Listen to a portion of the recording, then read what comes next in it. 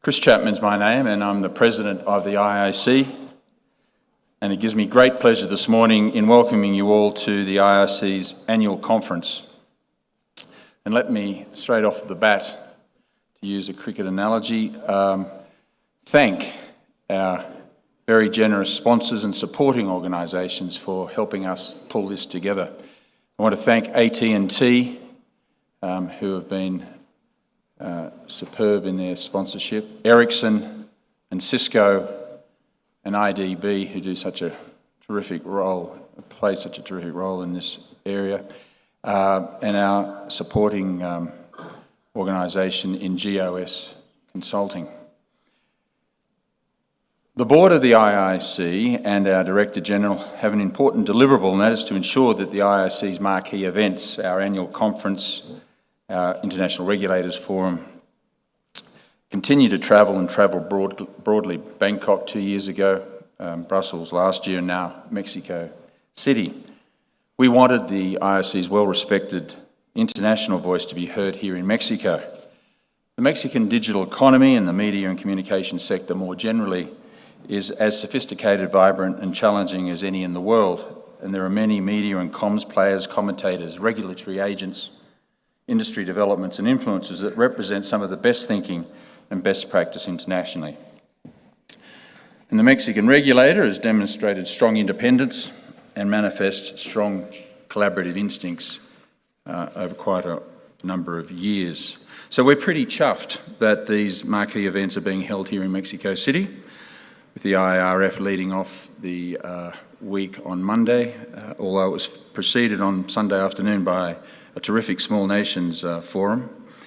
In addition to that, we have the workshops. We had one yesterday afternoon on AI, which is going to be increasing focus of the IIC. There's a breakfast briefing on Thursday, and there are breakout sessions. So I want to repeat a rhetorical question I raised at the International Regulators Forum. Where does one start in analysing this postmodern world we seem to be living in? The asymmetrical transnational threats, the economic uncertainty and anxiety over jobs from the spectre of AI and others, climate concerns and paradigm changes in the way we conceptualise families and marriage and communities. And then you layer on those dynamic domestic policy stresses in the main taken by take no prisoner leadership switches, no more prevalent example in Australia where we've had 7 prime ministers in 11 years, an overabundance perhaps of populism, the narrow agendas of minor parties, protracted policy imbroglios, fiscal disrepair. And finally, a good deal of all that stuff is, finally a good deal of all that stuff is going on around us, all the societal and political disorder and asymmetrical threats in so many quarters, I think has arisen in some way, directly and indirectly, from unrelenting digital disruption. Broadly speaking, the disruptive changes of digital transformation up until now have involved industries of the virtual world. But now we're arriving at the point of witnessing digital disruption, information innovation critically enabled by broadband, bring palpable and irreversible disruptive effects into the real world, the world of banking, for example, and insurance, manufacturing, perhaps even mining. Favourite quote of mine is Ray Kurzweil, a pioneer of computer science. He liked to talk of the second half of the chessboard. On the second half of that board, not only has the cumulative effect of innovations become large, but each new iteration of innovation delivers a technological jolt as powerful as all previous rounds combined. In other words, ladies and gentlemen, things are going to get exponential. Now, disruptive change is path-breaking change. It's not a linear extrapolation of the past. Some of the disruptions we currently see around us are the signs that the real-world jolts from IST innovation in a real sense have only just started, and as I've suggested, will probably track exponential. The real worlds and the synthetic and artificial worlds are so increasingly intertwined that one day we might reach a tipping point where it becomes impossible, or at least impractical, to separate. And just when it seemed that the world was getting used to some of the vast range of issues and challenges we've been experiencing over the last decade or so, the next wave of reality is just sinking in. The vibe is that the rate of change will be, as I keep stressing, exponential. as a result of the combined effects of the following four factors: continuing computer power increases, massive data explosions, heightened algorithm performance, and certainly no sign of any diminution in VC funding for AI. And clearly, I think that exponentiality will force financial and corporate resets, which leads to the really big question I also raised at the IRF. How does society exploit the exponential growth of the digital economy while successfully incorporating in all business and government models the societal, cultural and political externalities? Big question. So, given all that complexity, tumultuous and relentless and probably exponential change, and in the face of that daunting big question, why do we bother? Why do we participate at all in the IIC policy fora? The simple answer, obviously, is that we have no choice other than to confront the challenges, as looming and as daunting as they sometimes seem.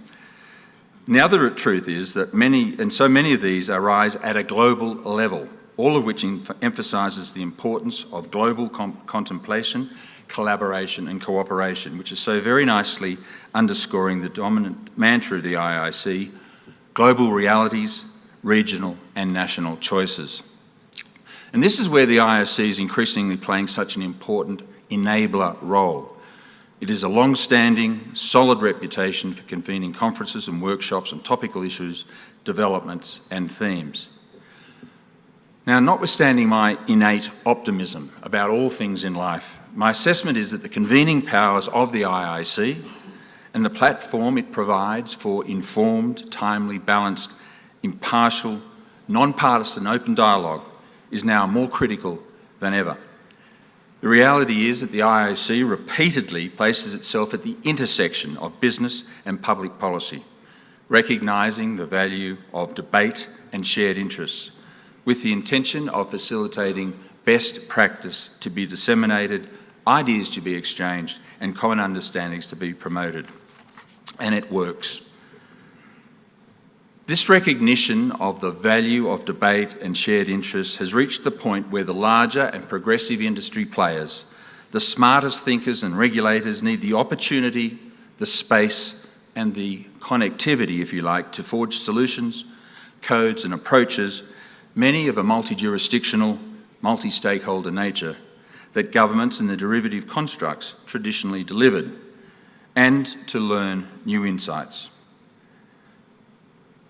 And a good deal of that opportunity, that space and that connectivity, we think, is provided by the IIC. And that is a lovely segue to the IFT, because over the last week or so, you, sir, have indeed provided us with that opportunity through your invitation to be in Mexico City, the space to come together, the support of the International Regulators Forum, and the connectivity. And it gives me great pleasure to introduce the President of the IFT, Gabriel Contreras. Thank you.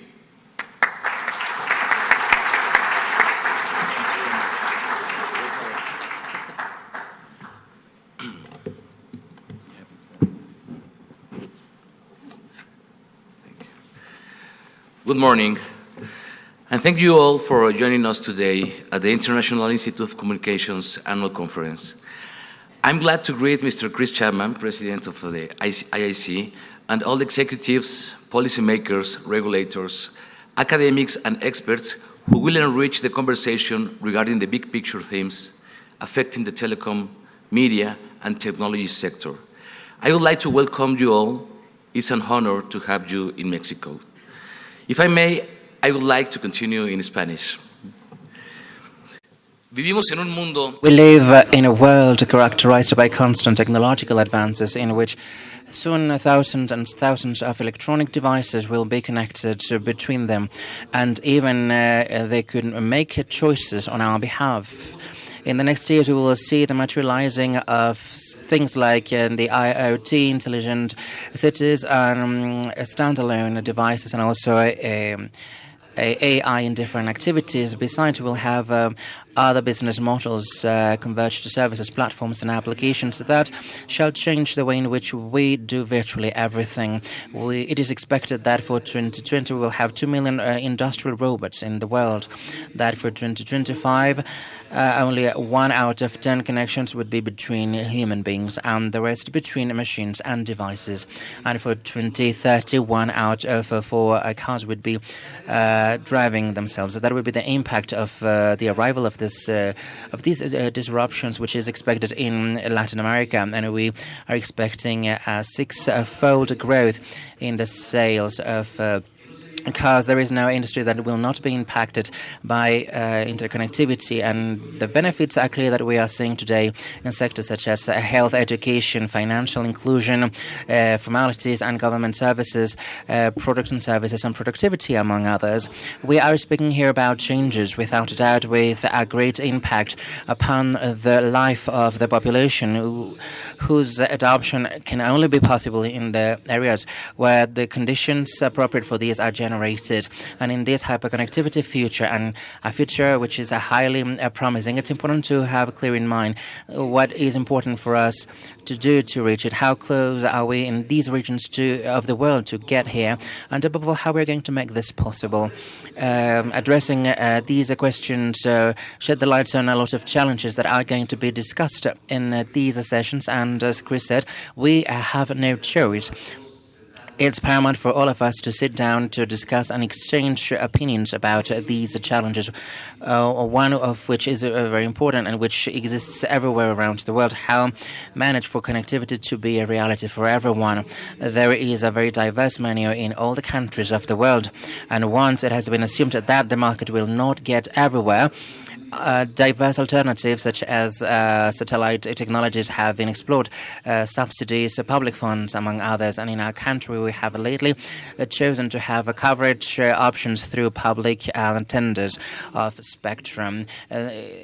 Is enough being done for the deployment of necessary infrastructure in a hyper-connected world? It's a world of hyperstructure. We have the legal framework and the necessary facilities to get there.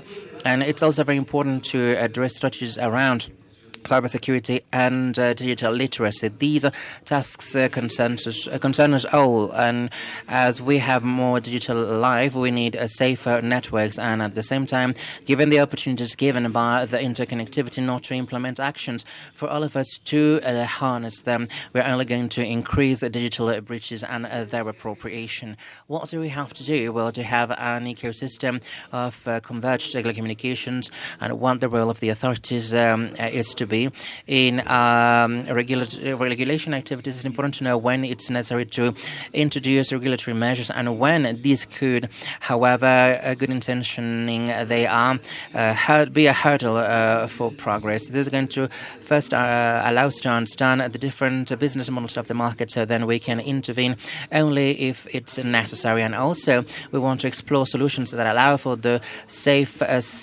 signaling of the mass connection of devices, for instance, like the IPv6 protocol. Many industries up to now alien to these sectors will incorporate communication devices into their products. Are we ready to guarantee their full connection to the network in a safe way when right now everything is being produced around the world?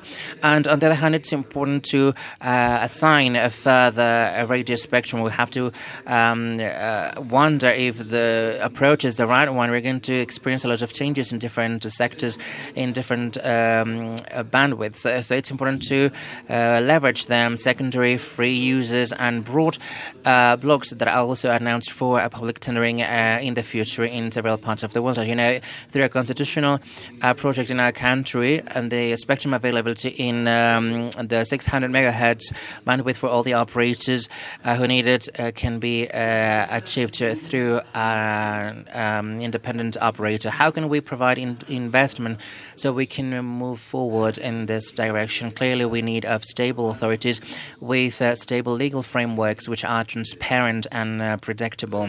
Today, we see how the markets are being set up again, and we're speaking about connectivity policies, traditional policies. And moving from here to speaking about the reconfiguration of the markets in a digital area, like the use and exploitation of data and networks, the convergence of new services with traditional services, OTTs, the protection of to the consumer, and cybersecurity, among many others.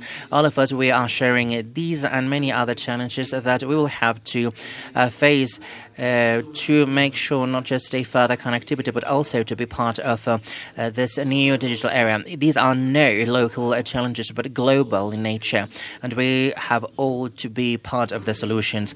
On behalf of the Institute, we thank you for being in this event. Muchas gracias, Chris. And we invite you to leverage this space, which will allow us to share experiences, to exchange visions, and likely to adjust our missions. We live in a digital era where the essential input is the connectivity, and therefore we have to work for it to reach everyone and for everyone to harness it. Thank you very much y bienvenidos a la Ciudad de México.